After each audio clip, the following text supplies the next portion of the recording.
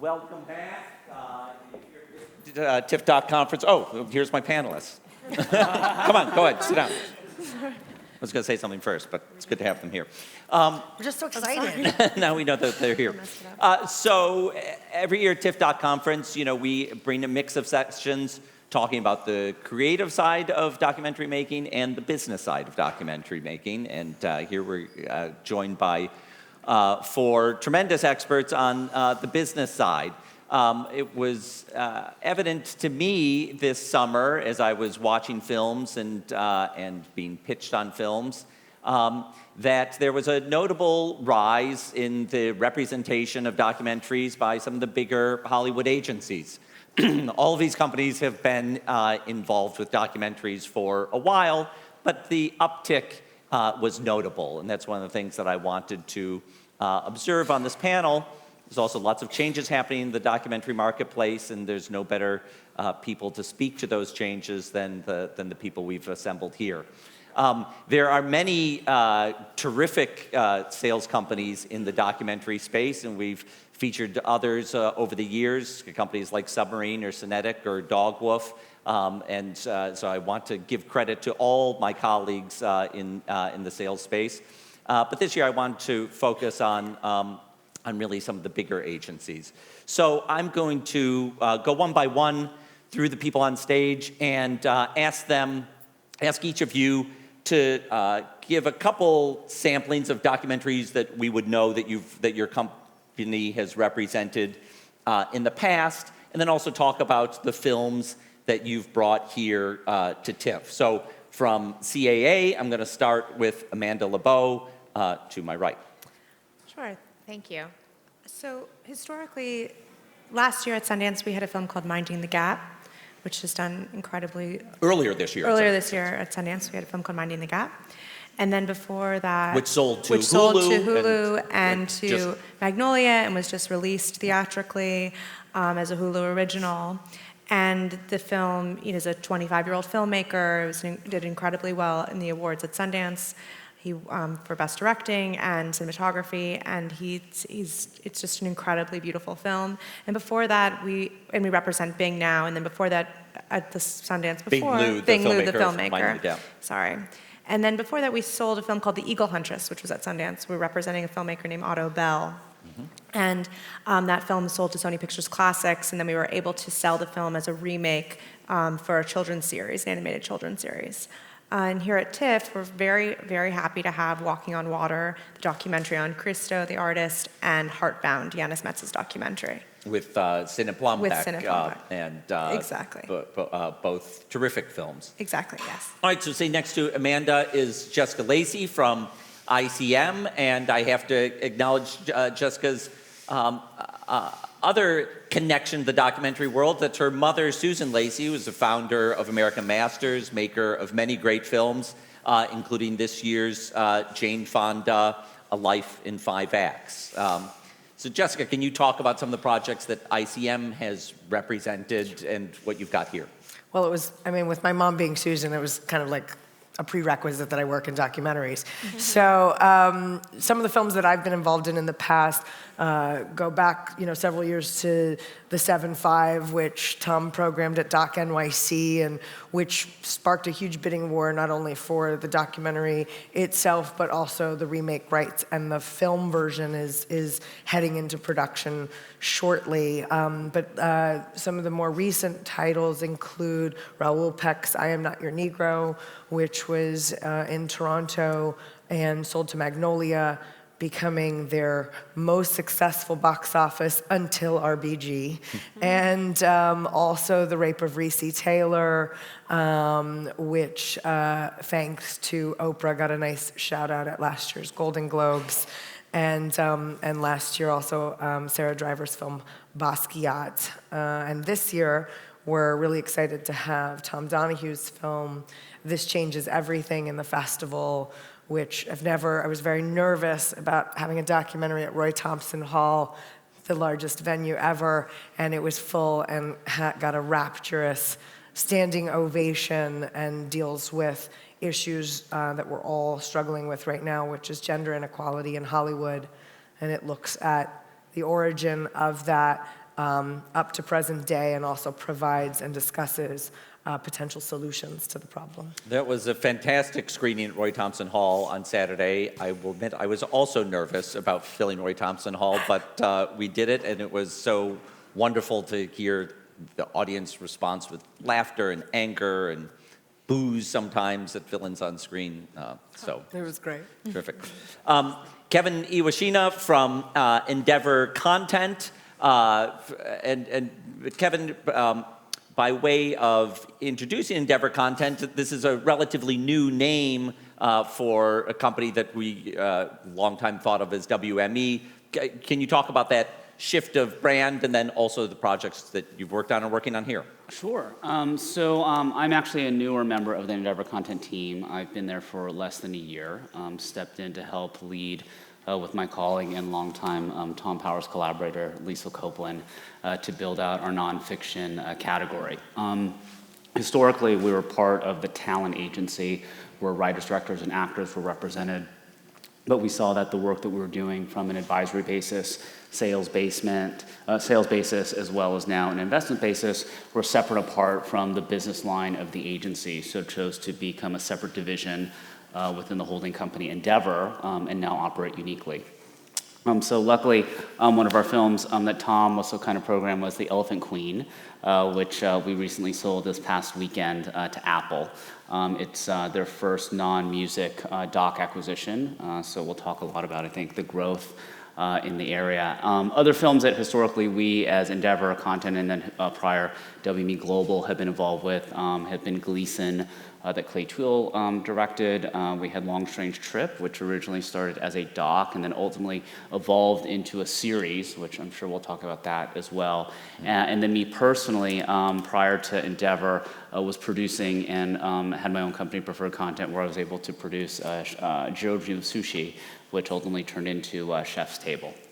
And I should say, Kevin, so besides the Elephant Queen that you have here, you're also representing Ghost Fleet and American Dharma. Yes, Okay. absolutely. So those are in motion and to great reception, and hopefully we'll have some announcements soon. Terrific. So Rena Ronson from UTA. Rena, can you describe some of the projects you've been involved with? And you've got a delicious announcement that just broke earlier today. Yeah. So we've been involved, I'm trying to remember because I'm half asleep here. I might not look it, but I'm very tired because we were up last night closing a deal. We've represented feature docs that you might have heard of, Audrey and Daisy, Meet the Patels that went on, is doing a narrative remake. Icarus, which won the Academy Award last year, and we'll talk about what happens with films and the ancillary value. And then here I'm going really quickly. And then here we have a fantastic feature doc called The Biggest Little Farm that premiered in Telluride and that has kept me up all night for about 3 days. And so we are very excited that we just closed that deal with Neon.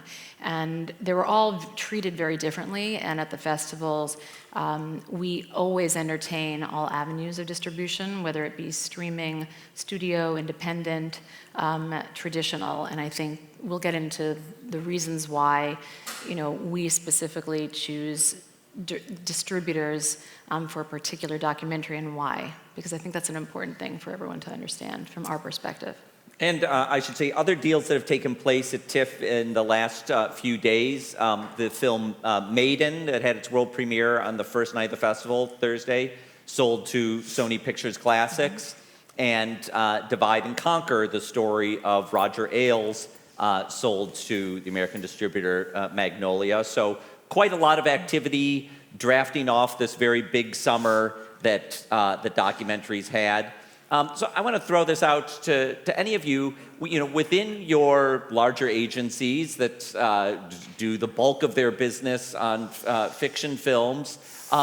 What are you seeing as a rising interest? Is there a rising interest around nonfiction content that I perceive from the outside? Mm-hmm. Yeah, absolutely. I think one of the biggest shifts I think we've seen in the marketplace, aside from the marketplace we'll talk about in terms of distributors, but I think just really respect for the actual documentarian. So when we're looking at all of the growth of the content, whether it's on Netflix, a linear broadcaster, et cetera, I've never before seen such enthusiasm focused by the buyer on the actual director. Historically, I think it's been content-driven. If you look at reality TV, it was very producer-driven, like we have these ideas, and then we'll go execute on them. But now when you talk about Brett Morgan working at Nat Geo or El Morris working at Netflix and really looking at these broadcasters and distributors, linear, nonlinear, and theatrical distributors, and really looking at it from a filmmaker perspective, whether they're young, like Jarek Deneen, who just won Sundance, to the more established filmmakers that we all know, like Errol Morris, that these artists become so much more relevant to the creation of content in a way that I haven't seen them been acknowledged before. And to that point, I think what's really nice about Toronto this year is that we have Maiden and Heartbound, which are two sort of traditionally non-documentarians that are directing documentary. So instead of categorizing film as a documentary film, it's just a film and something that they're passionate about and they want to put out into the world. So Heartbound, for instance, that It's you're directed by representing, Giannis Metz, one of those directors, was here at the festival last year with the opening night film Borg versus McEnroe as a fiction director, and the director of Maiden, Alex Holmes, has a career also as a fiction director. Yeah, And I exactly. think, yeah, go on. We're also finding, traditionally, more of our financiers who have focused primarily on fiction films are very interested of late in being involved in nonfiction films. I think part of that is, the desire to be a part of, we're living in a very complicated world these days, and I think the stories that are being told, people feel responsible for getting out there and being a part of it. And so that has, we have found it easier to put together the financing for our documentaries than I've, historically ever had before. So I think that's to your point, Tom. I think it's also interesting that what we're seeing is the audience attending the theaters for the documentary. That's really what's changed and shifted. I mean, this year alone, it's pretty remarkable that some of these feature documentaries, as we call them, films, are doing sometimes better than some of the fiction independent films do in the marketplace, and I think that's really interesting. But I also believe that some of these films are films you're on the edge of your seat. You're sort of engaged in a way that perhaps, and maybe that's a shift in the filmmaker that is involved or the storytelling style, but it's engaging the audience in a way where you're feeling a part of it and part of a community, and I think that's what's shifted. And certainly in Won't You Be My Neighbor, and this film, we have Biggest Little Farm, there's this engagement while you're watching it that's very exciting, and that's something I think interesting to look at as well. Mm-hmm. So a couple of the distributor names that we've thrown out here, like Sony Pictures Classics and Magnolia, these are companies that have been around for a while. But some of the other names we've talked about are relative newcomers. Neon is backed by Tom Quinn, who has a previous history at Radius as part of the Weinstein Company, and before that, Magnolia. So he's not a newcomer, but the company is a newcomer.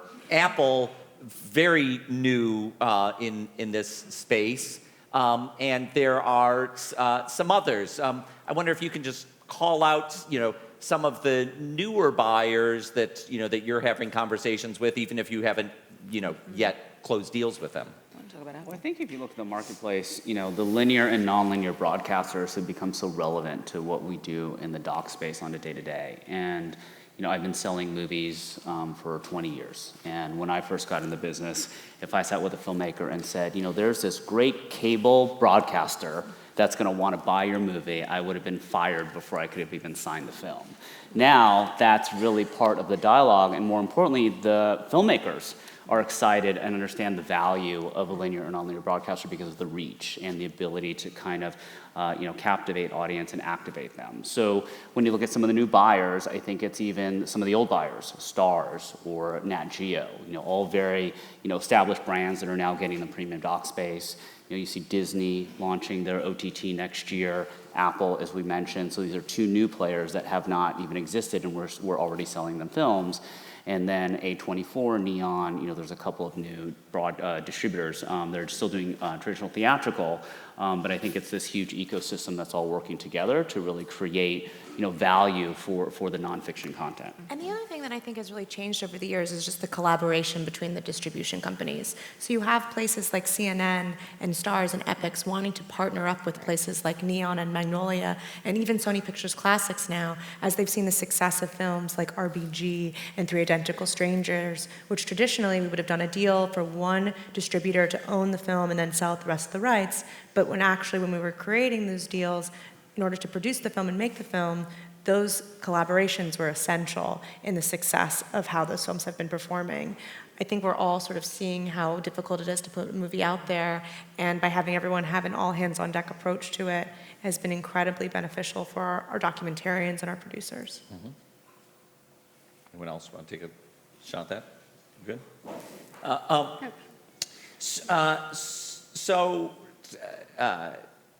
We alluded earlier to series and the rise of series. Kevin talked about the one that went to Amazon by Amir Bar-Lev about the Grateful Dead. Certainly this year, Netflix, Wild Country was something that did great business, just won an Emmy this weekend. Talk to me about how series factors into your business. I would just say, in general, what I think is also interesting, we were talking about the financiers gravitating more towards feature docs, is that, or documentaries in general, is that it really serves as great IP. And that's really what we're talking about, just incredible property that can either lend itself to a narrative feature, a TV series, books. There's so many opportunities, so these great stories there is a movie being made right now. You're My Friend at Sony, which is the Fred Rogers story. They were two separate deals, but very often if you have a really great piece of material and your first outing is in the documentary space, there are lots of avenues that you can explore. With Meet the Patels, it just so happened that we were able to do a narrative remake deal at Fox Searchlight, even though we sold the rights to a documentary to a company at that point, rather to the company called Alchemy at the time that doesn't exist. But they're now developing it into a feature film. And we have and this goes with any film, that you can create it into TV series, books, et cetera. We're working on Icarus, same thing. Trying to figure out, is this better as a narrative feature? Is it better as a limited series like Narcos? What's the next step for it? And that's something that we always collaborate on with the entire team. Sorry. Oh, I was just going to say that, it's interesting, at the agencies, there used to be different divisions that focused on, limited series or television series or narrative films or feature-length films. And, I find I'm collaborating more and more with all of those divisions and kind of figuring out, because the buyers are, it's the same people you're dealing with at most of whether it's Netflix or Hulu or these companies, you're dealing with the same executives looking at what's the best way to put this together. And sometimes, we'll have the idea of what we're making, but we don't know. Is this a three-part series, limited series? Is it a narrative, is it a feature length, or is it lend itself to being 6 or more episodes? And you have that flexibility now as you have these different platforms. With that, it doesn't matter if it's 30 minutes, 60 minutes, it can be 40 minutes. So it's exciting that there's so many different opportunities in terms of getting these documentaries off the ground. And to Kevin's point earlier, we find that our directors, because they're so capable of doing everything as a documentarian, from producing to line producing to directing, editing, they're very easily slotted into show running opportunities. So either the networks will be coming to us and saying, we need a great documentarian to take over the show, to give their look, their feel, make it really feel premium. And so instead of having our clients self-generating, they're able to slot into some really great ideas at places like HBO and Showtime and Netflix. Yeah, and I think even if you hear us right, our language, I think nonfiction has been used by all of us. I think, this would have been a doc panel, several years ago. Now when we use the word nonfiction, I think it really kind of helps to expand from just beyond, a 90 to 2 hour experience. But when you look at docuseries or the expansion of that, that we're really, kind of, again, filmmaker-driven storytelling. Maybe it's 90 minutes, maybe it's 8 hours, and those 8 hours would be broken up over 8 episodes. So I have a perception that the series format is one that has like extra juice right now, and that's what people are, kind of looking for. Do you find that amongst buyers when you bring them a meaty project, that there's an impulse to say, well, could this be 4 parts instead of a feature length? Certain buyers, I definitely. mean, I was going to say certain buyers. Certain buyers, yeah. I mean, I don't think Magnolia necessarily, but in terms of But basically Apple like and the Netflix, SVOD platforms, absolutely, yeah. definitely. But I also but they're very careful. I mean, not everything deserves 8 hours. I think the 4 to 6 hours is definitely very, very popular right now. And I'd say internationally, it's probably easier. The 8 hours is very, you have to engage your audience and keep them engaged. So it really depends on the subject. Correct. Can you engage an audience for 4 hours, for 8 hours? And, we're working with Showtime on a doc series right now that the reason it's going to be an 8-part series is there is so much information. And so your filmmaker is going to also drive that decision. And I have so much, I can't condense this anymore, or it loses sort of the vision that I have for it. We do see, it does seem that, audiences and these SVOD players, want to, as audiences, you want something you can binge. You want something that you can tune in for half an hour to an hour, and then you want more and more and more. And we're seeing, obviously, that with all these successful docuseries. And the buyers, obviously, are noticing that as well. And to Rena's point, saying, can it be, should it be? Right. These are the conversations we're having on a regular basis. Yeah, and I think, too, that with the non-linear platforms, we talk about those, are the SVOD platforms like Netflix or the soon-to-be Apple or Disney, that, we have consumer response in the immediate, right? We know how much they're watching, at what episode do they stop, at what point in an episode do they stop. So, the new joke now is, 4 is the new 8. And I think that as we're, seeing more docuseries, more limited series coming on, they want consumers to finish these. They want them to find new ones. So 4 seems to be a good balance. So you seem to be getting that feedback that you're hearing compact rather than. And, Yeah. and they're also interested in playing with forms. So we have some series that are 17 to 35 minutes, figuring out if you're going to put a series together, what are the stories we're telling, and do they all deserve to be 45 minutes or 50 minutes? Is it better to have it be shorter and putting into something a more unique version of a series, especially a place like Netflix where they're so easily able to play with the form. Right. So we've been talking about your roles as selling documentaries to distributors. I want to also ask about you getting involved in helping to finance documentaries. Can you talk about what's happening there? I mean, for us, and certainly for me personally, we're selective about the documentaries we work with because we look at them, of course, as to how can we help service this particular filmmaker best. And I look for feature docs that have universal appeal, that engage me personally because it fills my soul, the documentary world, and less so, I would say, and I think that everyone is different in sort of how they work, but really something that we think has a mass appeal and that is going to reach the widest audience. That said, there are films that we pick up and work on, like Audrey and Daisy, that should have a wide, mass appeal because it's a very specific audience that we wanted to reach. But that's a story, that's an important message that I felt and we all felt was important to get out there. And if we're a voice that can help lend ourselves to getting that message out, we were going to do it. And in terms of, and I don't remember the rest of your question. It was just, I'm asking about just the financial side. Right. When you're getting involved with projects, Yeah. what kind of equity partners you see being interested in this space. Right, and we work with several equity investors, and so companies come to us as well. They're investors that we have a special relationship with, that we work with, and we bring projects to, that bring things to us as well. So it's kind of it goes back and forth, I think, certainly with UTA and the relationships that we have. We raise money for films that come to us, finishing funds typically. I think that documentary work is so personal, and it takes a longer period of time typically than just a narrative feature that has a real specific budget and time and staging and setting and script.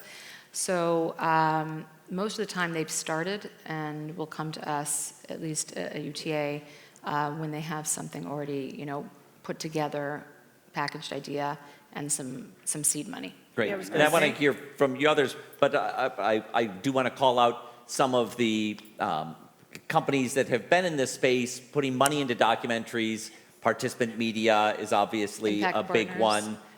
Vulcan this year is behind the film Ghost Fleet that Endeavor is representing. There's a relatively new initiative that the filmmaker Davis Guggenheim is at the head of called Concordia, that is looks a little like Participant in their kind of mission-driven films that they're getting behind. Impact Partners, led by Dan Kogan and Jenny Raskin, that put money into Icarus, this year's Oscar winner. If there are other players that are prominent, please call them out. But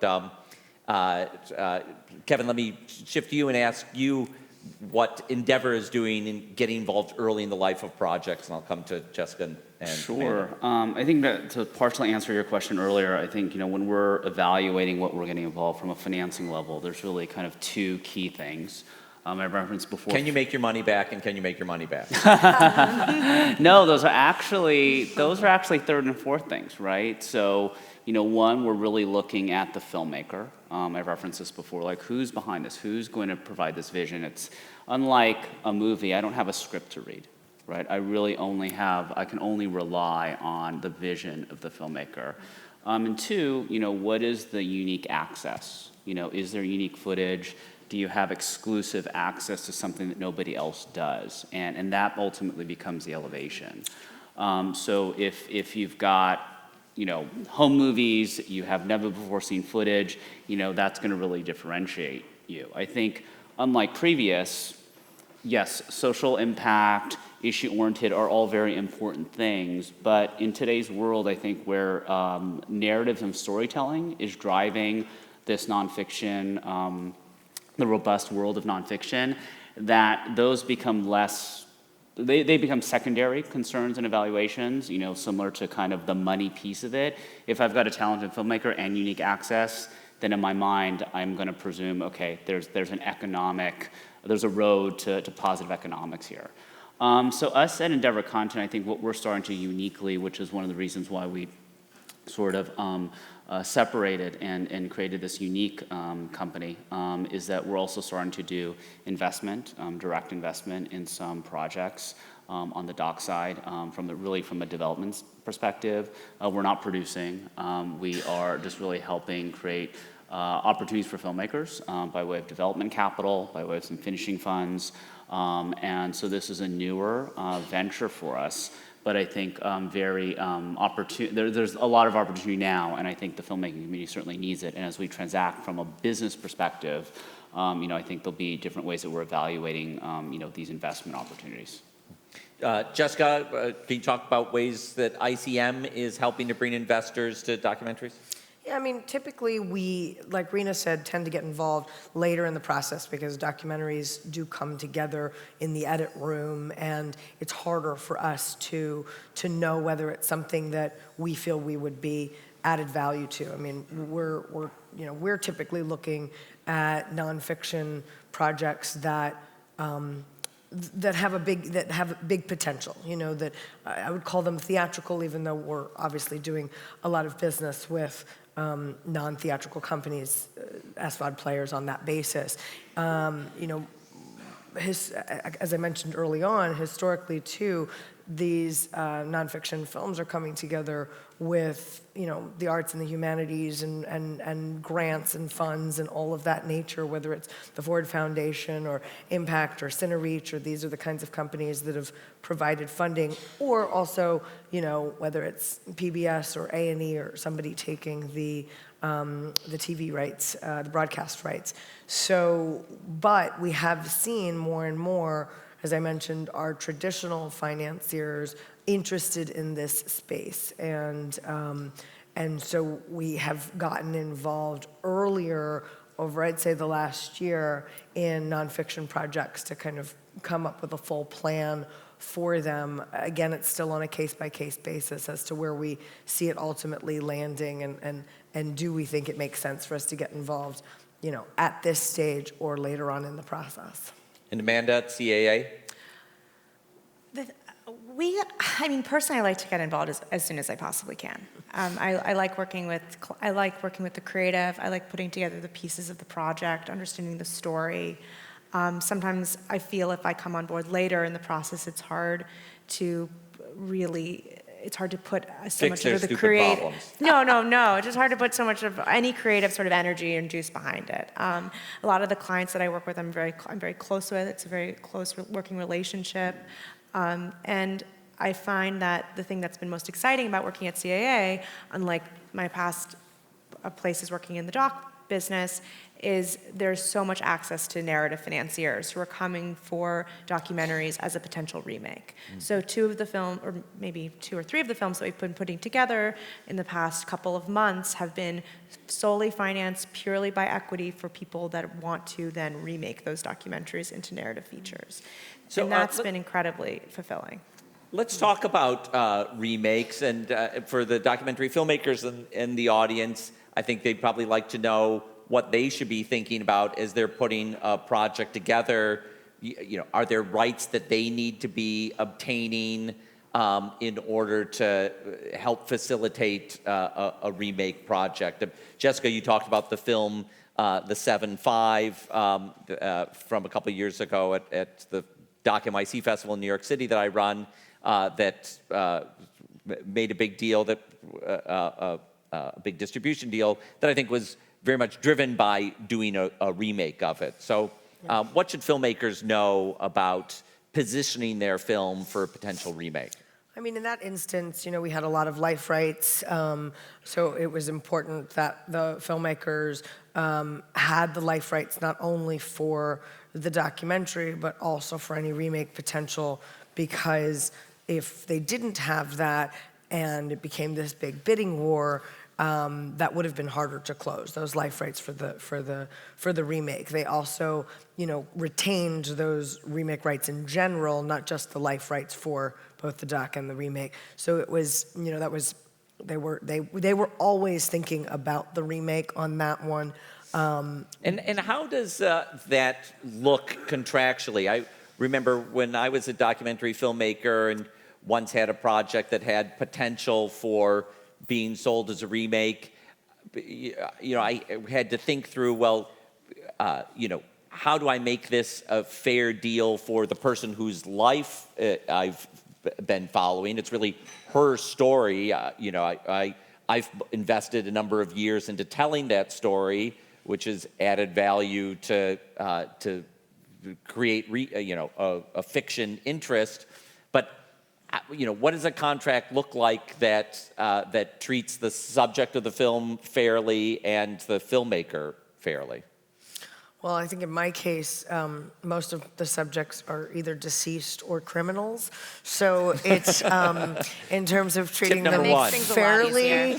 it made it a little bit easier in negotiating those rights. But no, I mean, the filmmakers that, that I've worked with are very cognizant of, if it's not that case, of making sure that the estate or the family are really protected. I mean, I work with filmmakers, I think, that are that's very important to them, is that they make sure that they're taking care of the subjects throughout the process. It's just really about respect.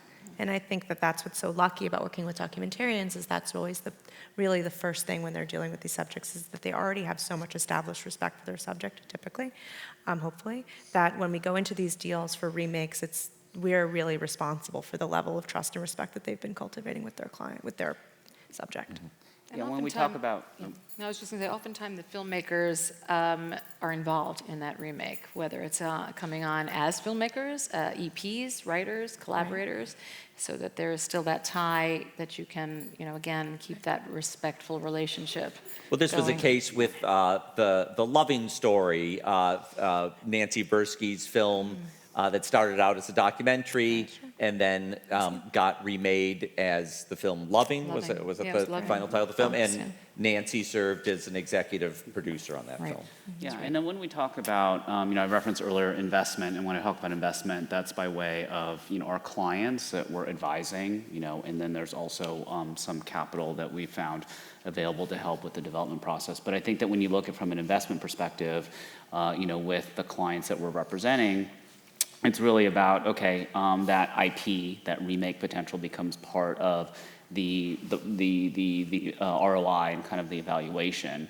And I think, too, in today's world, when we're looking at these nonfiction narratives, if I can see the remake, or if one can see the remake, then that almost helps to define, that investment, by a particular third-party financier should exist. Yeah, We don't always sell the documentary to the same company that we're selling the remake rights to. Right. I think it's, that's part of what's best for the film. I mean, oftentimes, we're the first and foremost goal is to take care of the documentary, make sure that it has the right home. If that's aligned with the with the remake potential, then that's great. But with the 7.5, we did a deal for U.S. distribution, for U.K. distribution, for Canadian distribution. We, the documentary itself had its own life, and then we, had a bidding, an auction for the remake rights, and then there was a book deal done separately, and there's a television series being talked about.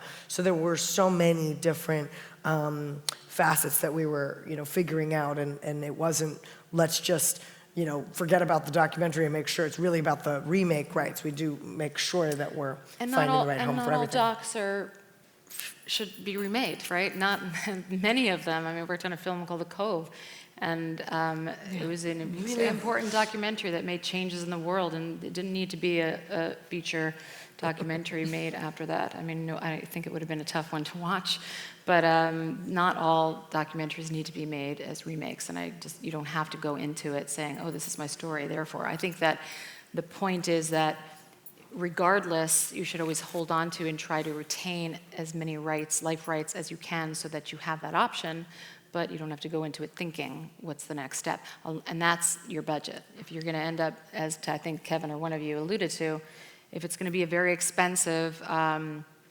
documentary, feature doc, nonfiction piece, you definitely want to look at the future of that particular piece. If it's a lower budgeted feature doc about something that's really important to you, message driven, et cetera, that's really what you're making it for.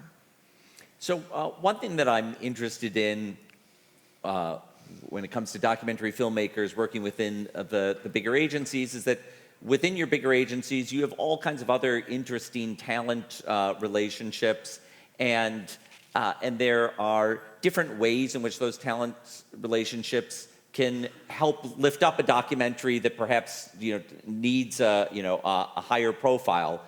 I mean, I think of The Elephant Queen this year. Has narration by Chiwetel Ejiofor, or I think of RBG this year having Jennifer Hudson record a song for it, which not only elevates the song, maybe that song will wind up being competitive in award season. Can you talk about ways in which you see within your agency some synergy that can help out documentaries?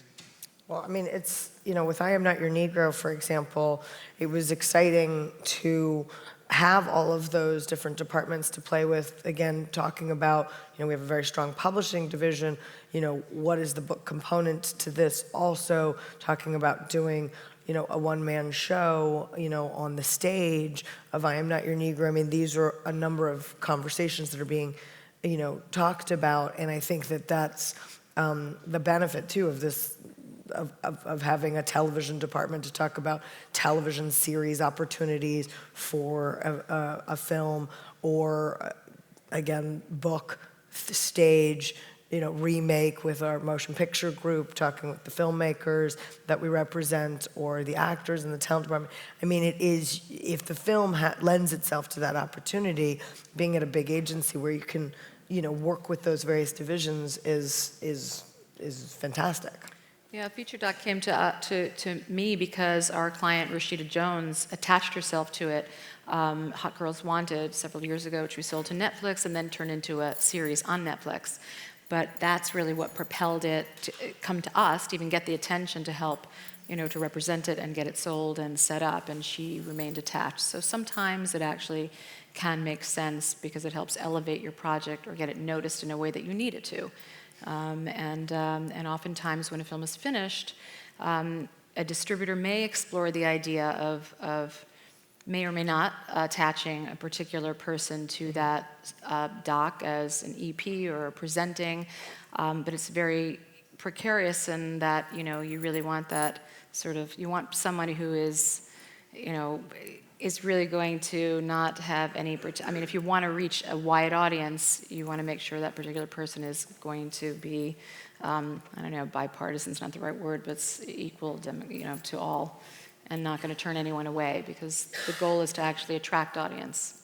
Yeah, I think too, as for the access that we have to on the WME side, the clients, the talent. So when we're representing, a financier or a particular film, I think to Rena's point, and you're trying to bring a profile to that, how do we match that ideology with the client? Filmmakers, I think for value, kind of that attention that we can sometimes bring to it by way of celebrity. And I think that for the investors that we're representing and the capital, that it's very happy when they're, putting in money into a doc, that they know that, okay, there's a celebrity component that can be enhanced, on this particular film, because then you've got somebody to go on a talk show, you've got somebody to speak to the press that the public, can ultimately engage with. Or narrated by. And it could be narrated by somebody recognizable, and all of a sudden that story has a little bit of a little extra. But you're not going to get someone to re-record the narration on Biggest Little Farm. Absolutely not. No, it's too beautiful. Too precious, yeah. No, and it goes both ways. I think one of the interesting things is that because of documentary, a lot of our bigger name clients like Harry Washington and Reese Witherspoon and Jennifer Lopez, even, and Jennifer Lawrence, they're all so interested in documentary. So what's been really nice is there's a lot of these sort of kismet-y moments where Kerry Washington's agent will call and say she really wants to do a documentary on X subject, and we'll have a director that's already developing it, and we're able to marry the two together. So even though they weren't necessarily thinking of the celebrity angle, it's a really nice relationship. And one last thing is we also represent documentarians that have production companies like Alex Gibney, who will also lend his, obviously his production company and produce many of these, which again elevates it. Great. I'm going to ask one more question, and then I'm going to go to the audience for questions. We have some microphones going around, so get your questions ready. One thing that is exciting to me about some of the sales that have taken place this week is that they've all been very theatrically oriented.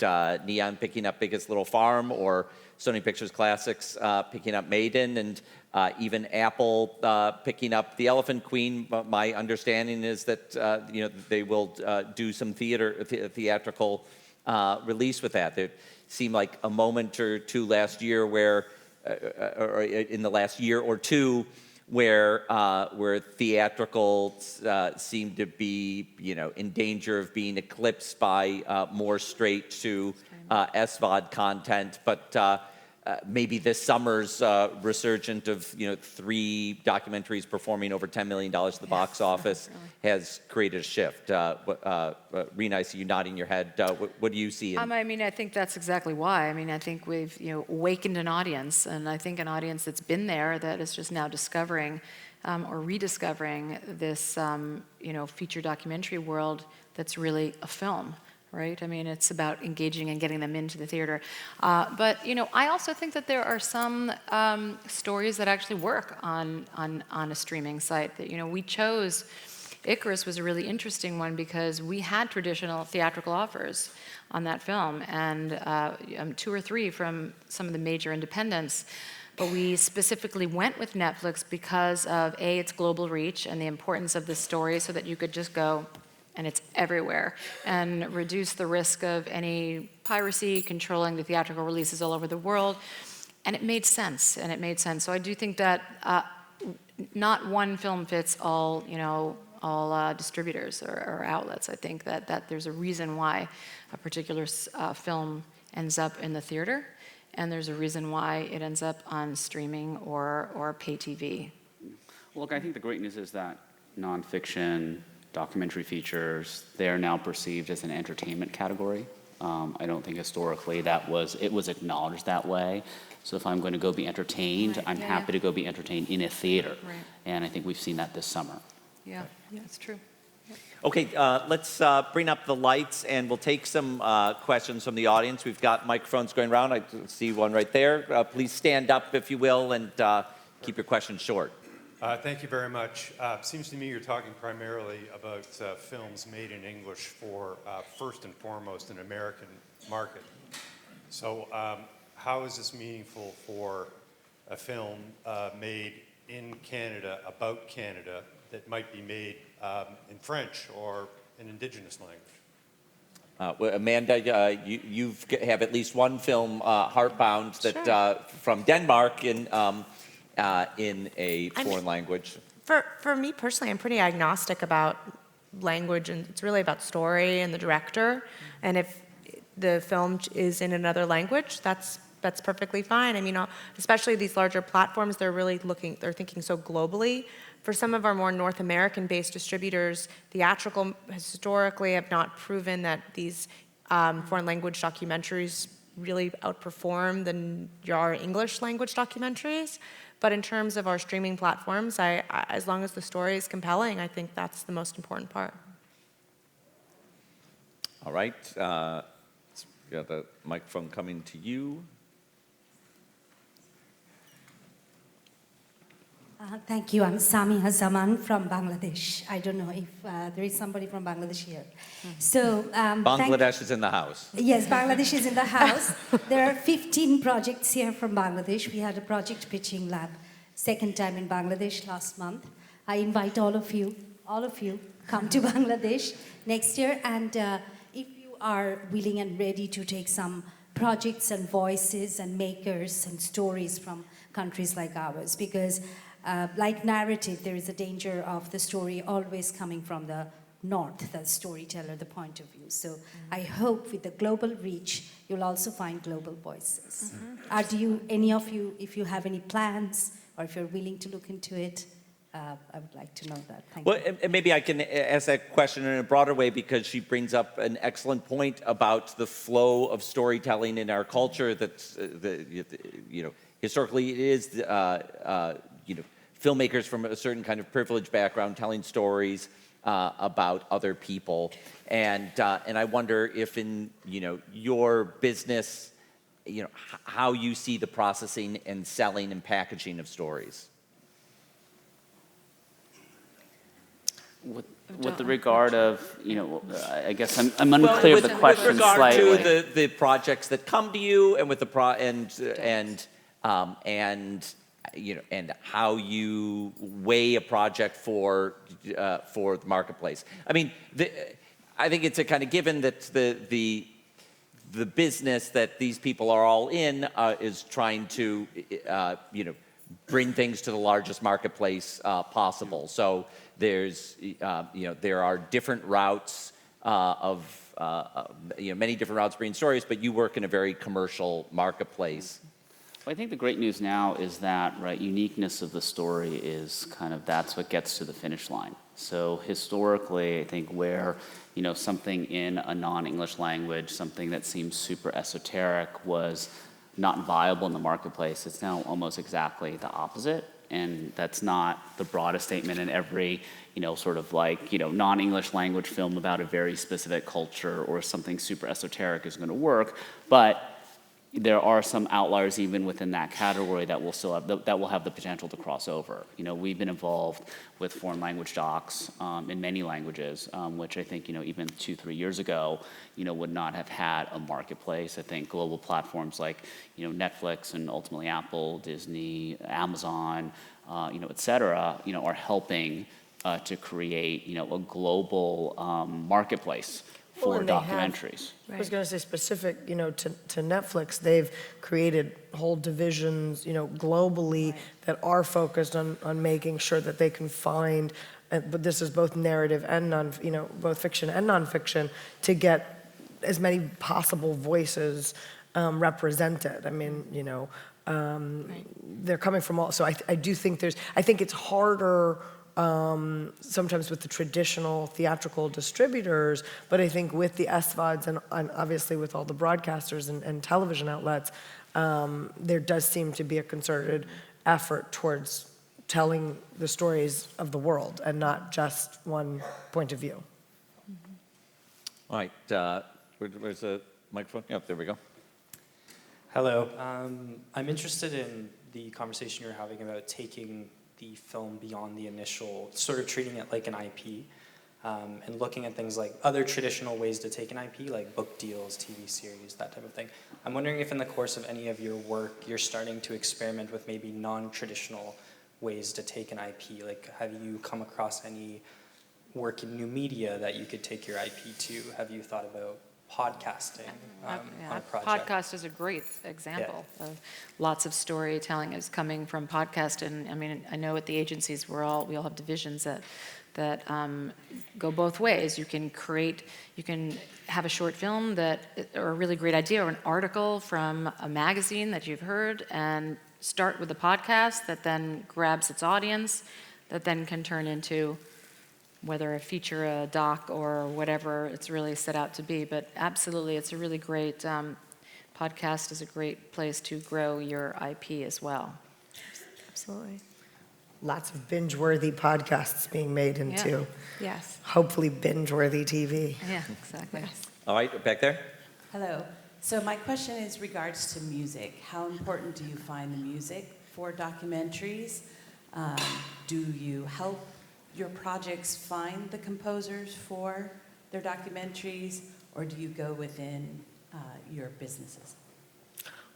I think it's a case-by-case basis. I mean, there's certain documentaries in which I've been involved where the music is vital, or not only because obviously it's a music-driven documentary is one thing, but where the music is another element of that documentary. And yes, we have helped clear music rights. That's we dealt with that on I Am Not Your Negro. There were quite a few hurdles in because we had Kendrick Lamar, and I mean we did help with that process of clearing music. And yes, we also all have divisions that represent musical artists, both composers as well as individual artists, to do songs or score. So yes, I mean, that's both on fiction and nonfiction, at least in my case.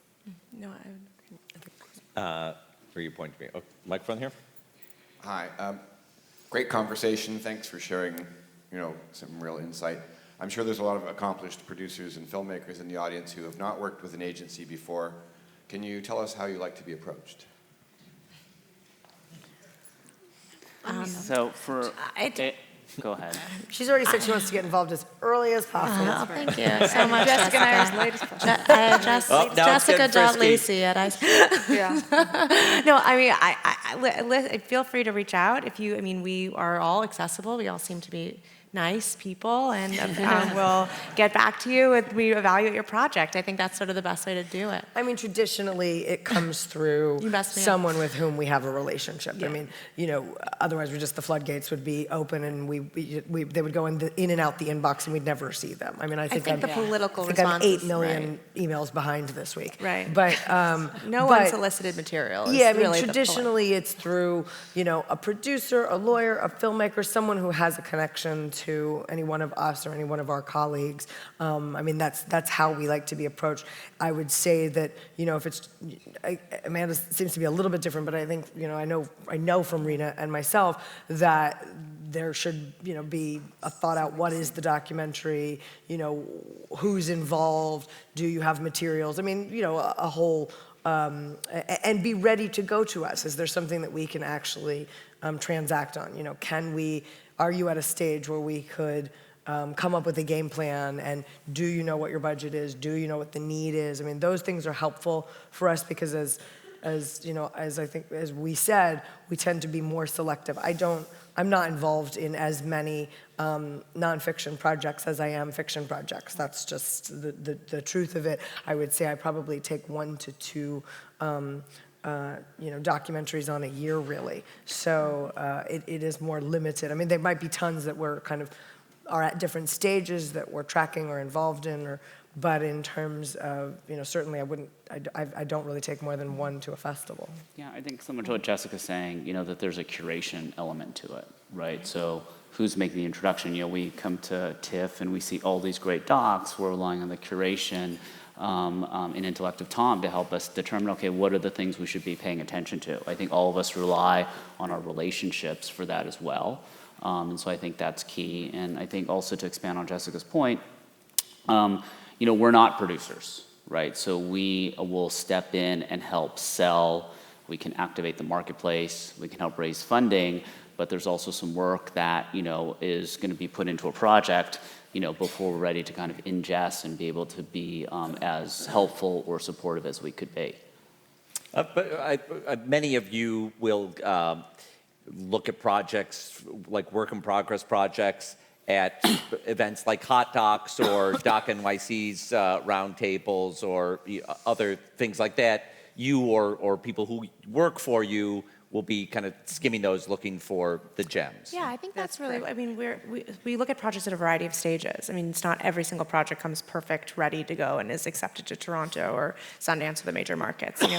It's about getting to know new talent that we don't already know, seeing if this is a project that we really want to stay on top of, or even something that we get so excited about we want to start to work with right away.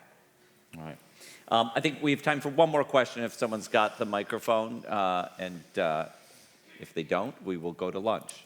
All right, I'm done. All right, we're going to take an hour break. We'll be back here at 12:45 with lots more great sessions. Thank you very much for coming. Thanks especially to Rena Ronson, Kevin Iwashina, Jessica Lacey, and Amanda Lebow.